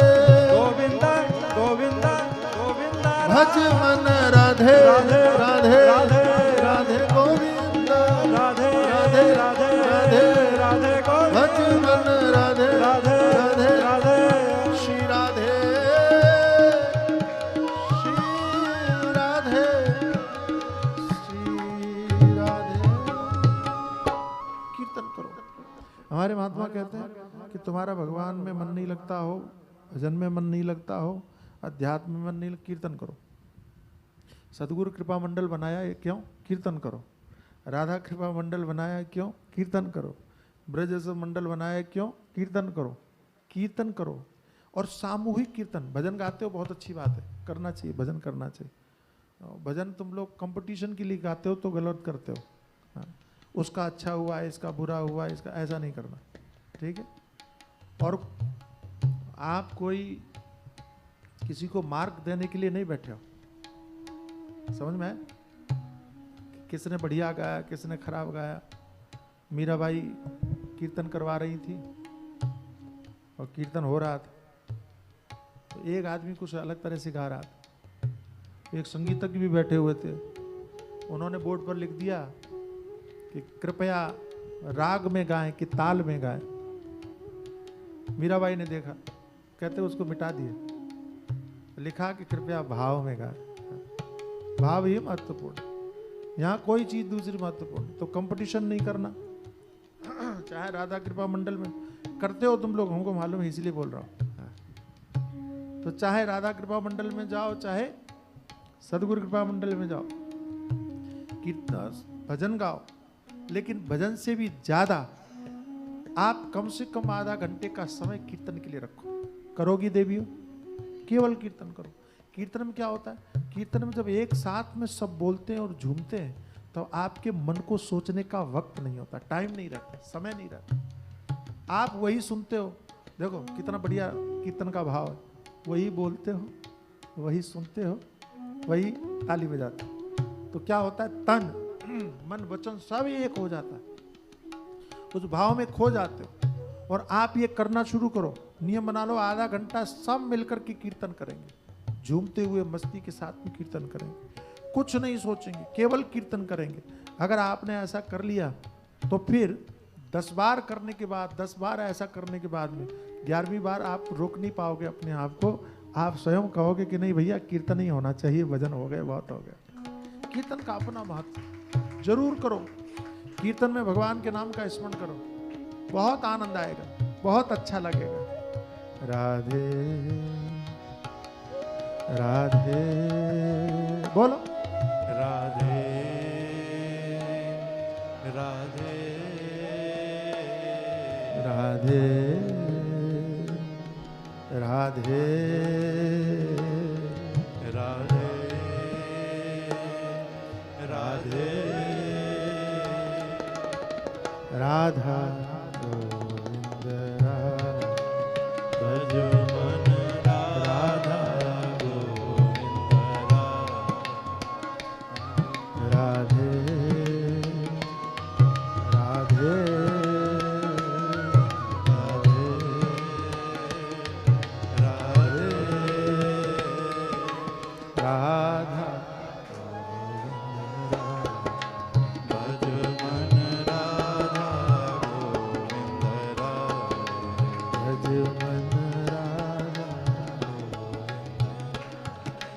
भज मन राधा गोविंद।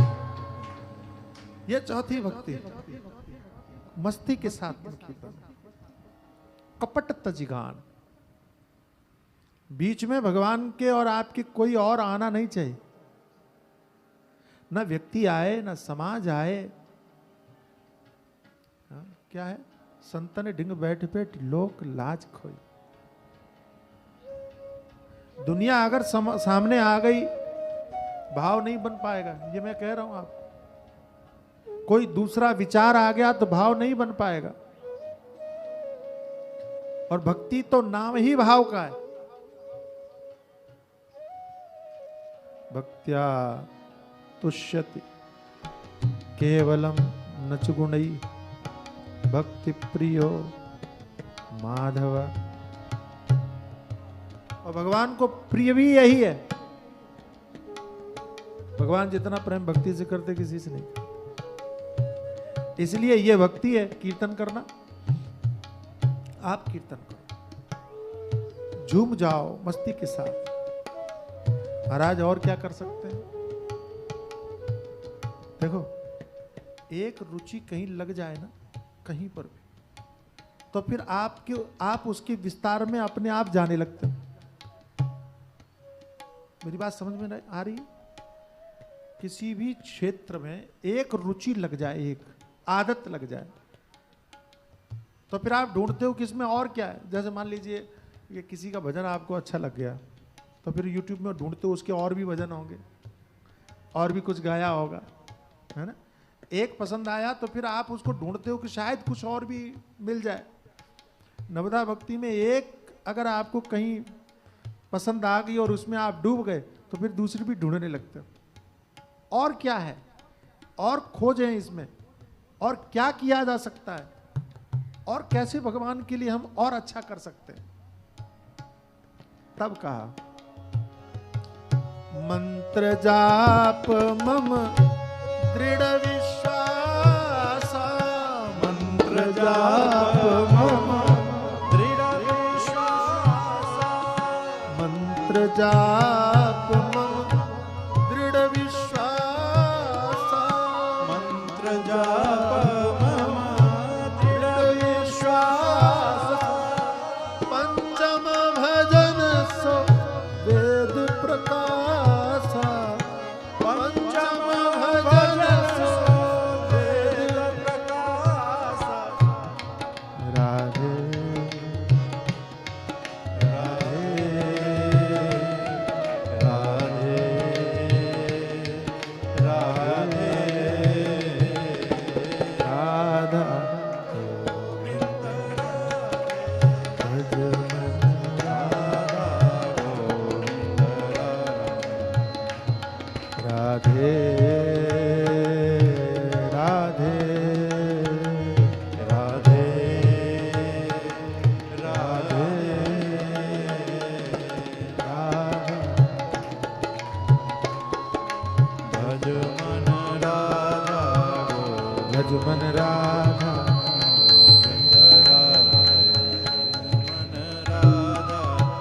गोविंद पंचम भक्ति अकेले की। अभी तक जितनी भक्तियां थी ना, कहीं गुरु साथ में, कहीं संत साथ में, कहीं कथा सुनने भी जाओगे तो लोग साथ में, कीर्तन करोगे तो समूह। ये भक्ति आपकी अकेले की। कई लोगों को एकांत पसंद, अकेले रहना पसंद। तब क्या करें? अकेले तो कीर्तन नहीं होता। संकीर्तन का मतलब ही है समूह के साथ, सबके साथ। हालांकि एक काम आप अकेले भी कर सकते हो, संकीर्तन भी अकेले कर सकते हो। बोले महाराज अकेले कैसे करें? तो सारी इंद्रियों को मिला के करो, संकीर्तन हो जाएगा। सबके साथ ही तो करना है। लेकिन अकेले क्या करना है? तो कहा मंत्र जप करो, मंत्र जप करो। मंत्र जाप मम दृढ़ विश्वासा, विश्वास के साथ। कई बार कहते लोग मंत्र से कुछ नहीं होता। अरे नहीं नहीं, गुरुदेव के वचनों में विश्वास रखना है कि मंत्र से सब कुछ होता है। मंत्र ही है जो सब कुछ करता है। उपनिषद कहते हैं, वेद कहते हैं, जपात सिद्धिर जपात सिद्धिर जपात सिद्धिर पुनः पुनः।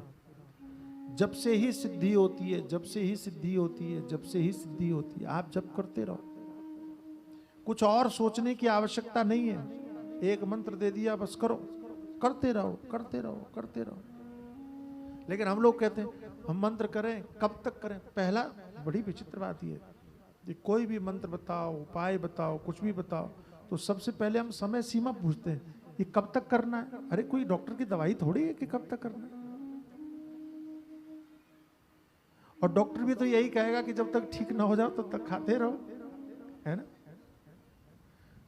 और एक बात बताएं, डॉक्टर तो दवा भी बदल दे, यहां बदलने वाला कुछ नहीं है। यहां औषधि वही है। आयुर्वेद में जल्दी दवा नहीं बदलते। उन्होंने एक दवा दे दी, आपको वही खाना है, नहीं समझ में आ रही तो भी खाते रहो। हमारे एक महात्मा थे, वो कहते थे महाराज एक आदमी को जॉन्डिस हो गया, पीलिया। आयुर्वेद में पीलिया की दवाई है मिश्री, तो कहा मिश्री खाओ। बोले महाराज ये तो कड़वी लग रही है। अच्छा, जॉन्डिस में मिश्री कड़वी लगती है, ये तो कड़वी लग रही है। बोले लगे भले ही कड़वी, लेकिन दवा यही है, खाना यही है। तो कहता कब तक खाएं? बोले जब तक मीठी न लगने लगे। यही समाधान, क्योंकि मिश्री मीठी लगने लगे इसका मतलब तुम्हारा रोग दूर हो गया, बीमारी तुम्हारी दूर हो गई। ऐसी भगवान के भजन में मन नहीं लगता, जप करने में मन नहीं लगता। बोले महाराज मन तो नहीं लग रहा है। बोले नहीं नहीं, ये कड़वी लग रही है, लेकिन दवा यही, खाना यही है, करते रहो। कब तक करें? जब तक मन न लगने लगे। अच्छा, तो एक ने पूछा महाराज मीठी मिश्री मीठी लगने लगे तो फिर छोड़ दें? बोले मीठी लगने के बाद में अगर छोड़ने का दिल करे तो छोड़ दे। अरे मीठी लगने के बाद में भला कोई छोड़ता है? कड़वी लग रही थी इसलिए नहीं खा रहे थे। ऐसी भगवान का मंत्र, भगवान का नाम स्मरण, नाम जब तक उसमें आनंद ना आने लगे तब तक करते रहो। और जब आनंद आने लगेगा अपने आप फिर चाह करके भी छोड़ नहीं सकते, फिर वो छूटेगा ही नहीं, वो आपका जीवन बन जाएगा। इसलिए करते रहो, जप जरूर करो, अवश्य करो। कई लोग कहते हैं हम मन से जप करते हैं। अरे तुम्हारा मन कुछ करने नहीं देता, तुम मन से जप कैसे कर लोगे? ये किसी मन के बहकावे में मत आओ। तुम्हारे जीवन में सबसे अधिक कोई धोखा देने का काम करता है तो तुम्हारा मन है। कहते ना मन से कर लेते। और मैं फिर कहता हूं कि जो ये कहे कि हम मन से जब कर लेते हैं, उनसे कहो कि भोजन भी मन से कर लो। फिर सारी दुनियादारी मन से कर लो। तब कहते भोजन थोड़ी मन से होता है, तो भजन मन से कैसे हो जाता है? यद्यपि भजन, मन का भजन बड़ा सुंदर है, उसका बड़ा महत्व है, लेकिन फिर भी मैं आपसे निवेदन करता हूं कि जब आप नियमित रूप से जरूर करो, उसकी संख्या निर्धारित करो।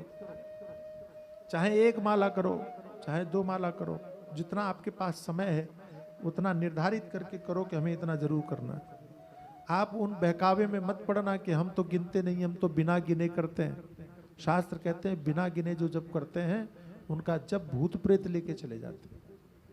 बिना गिने जो जप करते हैं उस जप का बड़ा गड़बड़ मैं बोलूंगा नहीं, जो मैं लिखा दूंगा, अगर आप जानना चाहते हो तो मैं दिखा दूं। इसलिए बहकाने वाले जितने नई बात बताने का जो शौक रखते हैं और शौक पालते हैं, वही लोग कहते हैं कि जप करने की जरूरत नहीं है, गिनने की जरूरत नहीं है, माला रखने की जरूरत नहीं है। नहीं, हम आपको शास्त्र की बात कहते हैं, पर हम ये महात्मा मूर्ख थोड़े ही थे जो आपको माला पकड़ा के गए, जो गिनती बता के गए। हमारे महाराज पहले पत्र लिखते थे सबको, अवधूत भगवान कहते बेटा 10 इंद्रियां हैं, 1 मन है, सबके लिए 1-1 माला कर लो, 11 माला जब कर लिया करो। ऐसे समझा समझा के बोलते थे, तुम्हारी इंद्रियों के लिए भी, तुम्हारे मन के लिए भी। फिर तो हमारे महाराज कहते कि अगर आपके पास टाइम अधिक है, वो बड़े बूढ़े लोगों के पास समय होता ही है, घर में कोई ज्यादा काम नहीं, तुम लोगों ने काम ज्यादा ही उलझा लिए हैं बेमतलब, तो थोड़ा काम, जो जितने काम तुमने उलझा रखे हैं उन कामों में से मोबाइल वाला काम थोड़ा कम करो और उसमें माला वाला काम बढ़ाओ। मोबाइल से माला की ओर यात्रा शुरू करो, ठीक है? तो उसमें करना क्या है? तो महाराज कहते कि घर में जितने सदस्य हैं, सब सदस्यों के लिए अगर बड़े बूढ़े लोग 1-1 माला कर लें तो घर स्वर्ग बन जाए, बड़ा आनंद आ जाए।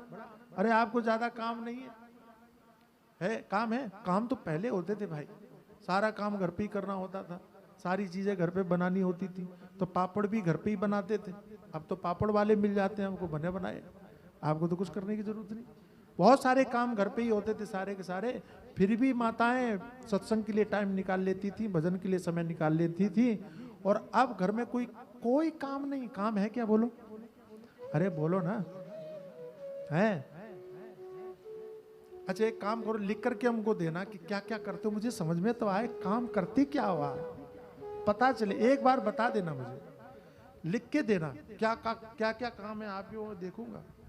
और पहले लिखना खुद, लिखने के बाद में खुद पढ़ना कि देने लायक है कि नहीं, उसके बाद में देना। 24 घंटे में कितना काम करते हो एक बार मुझे बताइए। अगर आप वास्तव में बहुत 24 घंटे बिजी रहते हो, मैं आपका फोटो सहित पेपर में छपवाऊंगा, ये माता जी बड़ी बिजी रहती है। क्यों अपने आप को धोखा देते हो भाई? इसलिए अच्छा इतने बिजी रहते हो तुम मोबाइल में, और रील देखने का टाइम कैसा मिल जाता है?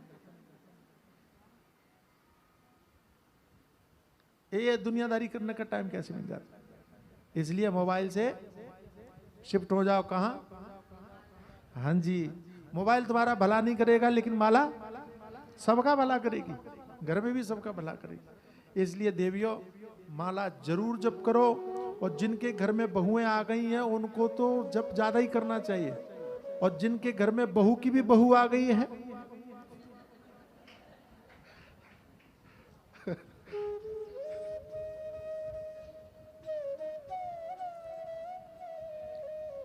आप सब समझदार हैं।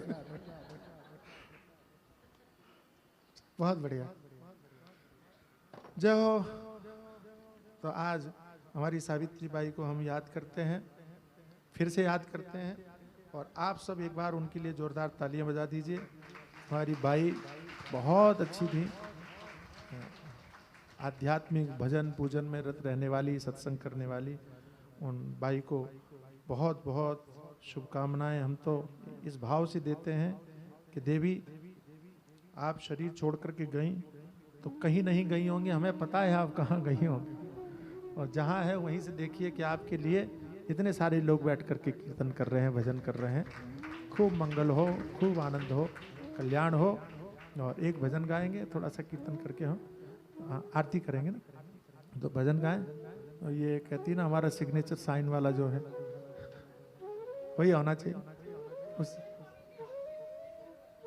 5 तो पहले ये वाला गा दे। कौन सा वाला? दूसरा एक हमारी अनीता जी को बहुत अच्छा भजन लगता है, इन्होंने कहा था मुझे भेज देना, लेकिन मैं भेज नहीं पाया। मैं भेजूंगा कभी, या एक दिन यहीं गा के रिकॉर्ड करूँगी, इनको जरूर भेजना। अब मुझे मालूम है तो अभी तो ये गा लेते हैं पहले आज वाला, है ना? मस्ती के साथ गाइए, ये मस्ती वाला भजन है।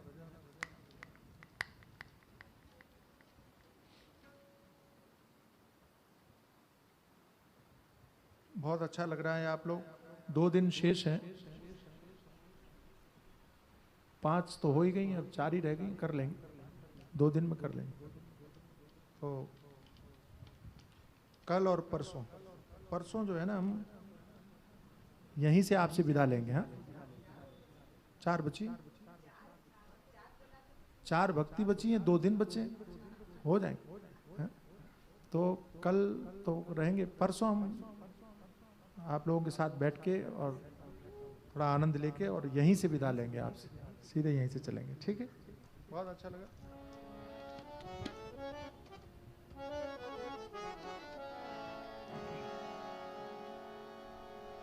हम तो हमारी मस्ती में झूमते चले हैं, आदाब कर लिया है जो राह में मिले। हम तो हमारी मस्ती झूमते चले, हम तो हमारी मस्ती में झूमते चले हैं, आदाब कर लिया है जो राह में मिले हैं।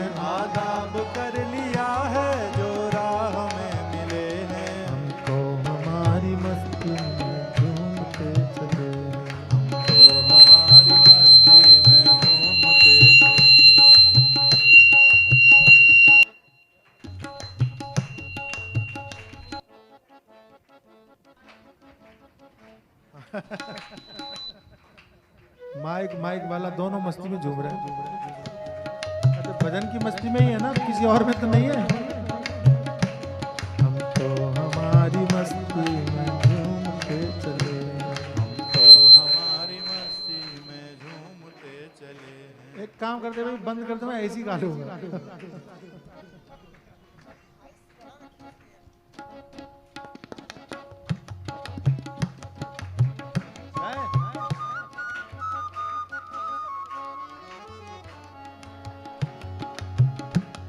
आएगा जैसा मौका खाएंगे हम न धोखा, आएगा जैसा मौका खाएंगे हम न धोखा, आएगा जैसा मौका खाएंगे हम न धोखा, आएगा जैसा मौका खाएंगे हम न धोखा, आएगा जैसा मौका खाएंगे हम न धोखा, आएगा जैसा मौका खाएंगे हम न धोखा। पाया है ज्ञान हमने गुरुदेव से अनोखा, पाया है ज्ञान हमने गुरुदेव से अनोखा, पाया है ज्ञान हमने गुरुदेव से अनोखा, पाया है ज्ञान हमने गुरुदेव से अनोखा। जो डूबते हैं डूबे, जो डूबते हैं डूबे, हम तैरते चले हैं, जो डूबते हैं डूबे हम तैरते चले हैं। हम हमारी मस्ती हम तो हमारी मस्ती में झूमते चले हैं। दर दर की खाक छानी पहले हुई हैरानी, दर दर की खाक छानी पहले हुई ओहो हैरानी, दर दर की खाक छानी पहले हुई हैरानी, दर दर की खाक छानी पहले हुई हैरानी। आशाओं की पाशों में उलझी थी जिंदगानी, आशाओं की पाशों में उलझी थी जिंदगानी, आशाओं की पाशों में उलझी थी जिंदगानी, आशाओं की पाशों में उलझी थी जिंदगानी। रास्ता मिला है पक्का, रास्ता मिला है पक्का, हम दौड़ते चले हैं, रास्ता मिला है पक्का, हम दौड़ते चले हैं। हम हमारी मस्ती हम तो हमारी मस्ती में झूमते चले हैं। अलमस्त हो हमेशा कहते हैं से जीना, अलमस्त हो हमेशा कहते हैं इसे हो जीना, अलमस्त हो हमेशा कहते हैं से जीना, अलमस्त हो हमेशा कहते हैं इसे जीना। वो मौत क्या बला है उसका पता न कीन्हा, वो मौत क्या बला है उसका पता न कीन्हा, वो मौत क्या बला है उसका पता न कीन्हा, वो मौत क्या बला है उसका पता न कीन्हा। अपनी खुदी को पैरों से, अपनी खुदी को पैरों से रौंदते चले हैं, अपनी खुदी को पैरों से रौंदते चले हैं। हम हमारी मस्ती में झूमते चले, हम तो हमारी मस्ती में झूमते चले हैं। ऐलान कर दिया है दुनिया से हम निराले, ऐलान कर दिया है दुनिया से हम ओहो निराले, ऐलान कर दिया है दुनिया से हम निराले, ऐलान कर दिया है दुनिया से हम निराले। शक हो किसी के दिल में तो आके आजमा ले, शक हो किसी के दिल में तो आके आजमा ले, शक हो किसी के दिल में तो आके आजमा ले, शक हो किसी के दिल में तो आके आजमा ले। यह देह तो मुकद्दर को, यह देह तो मुकद्दर को सौंपते चले हैं, यह देह तो मुकद्दर को सौंपते चले हैं। हम हमारी मस्ती झूमते चले, तो हमारी मस्ती में झूमते चले हैं। आएगा जैसा मौका खाएंगे हम न धो, बोलो आएगा जैसा मौका खाएंगे हम न ओहो धोखा, आएगा जैसा मौका खाएंगे हम न धोखा, आएगा जैसा मौका खाएंगे हम न धोखा। पाया है ज्ञान हमने गुरुदेव से अनोखा, पाया है ज्ञान हमने गुरुदेव से अनोखा, पाया है ज्ञान हमने गुरुदेव से अनोखा, पाया है ज्ञान हमने गुरुदेव से अनोखा। जो डूबते हैं डूबे, जो डूबते हैं डूबे हम तैरते चले हैं, जो डूबते हैं डूबे हम तैरते चले, हम हमारी मस्ती, हम तो हमारी मस्ती में झूमते चले हैं, तो हमारी मस्ती में झूमते चले हैं, हम तो हमारी मस्ती में झूमते